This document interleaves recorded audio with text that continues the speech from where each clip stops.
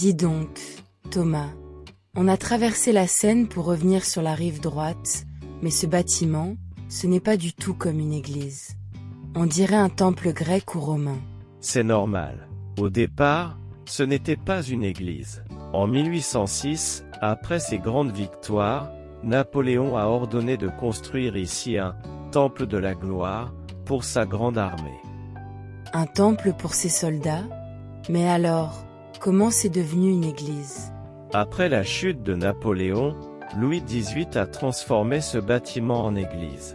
Mais l'ambition, ou plutôt la « folie des grandeurs » de Napoléon, ne s'est pas arrêtée à la forme du bâtiment. Elle est restée gravée dans un endroit très surprenant à l'intérieur. Allez, on entre. Regarde là-haut, sur la fresque du dôme, juste au-dessus de l'autel. Tu vois tous ces personnages de l'histoire chrétienne? Oui, il y a des saints, des papes, et... Attends, ce n'est pas possible. Au centre, avec son manteau impérial et son manteau rouge, c'est Napoléon. Gagné. C'est l'une des rares églises au monde où Napoléon est représenté de son vivant dans une peinture religieuse. Et regarde qui est juste à côté de lui. C'est Jeanne d'Arc à côté de lui?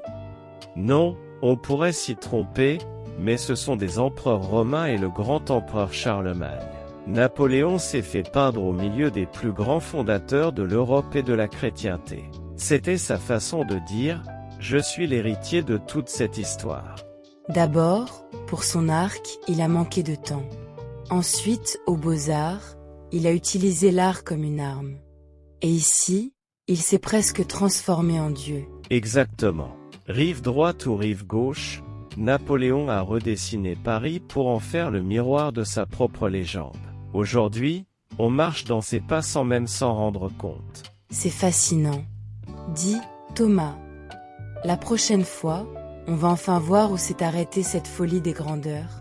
Aux Invalides? C'est promis. Prochaine étape, le tombeau de l'empereur.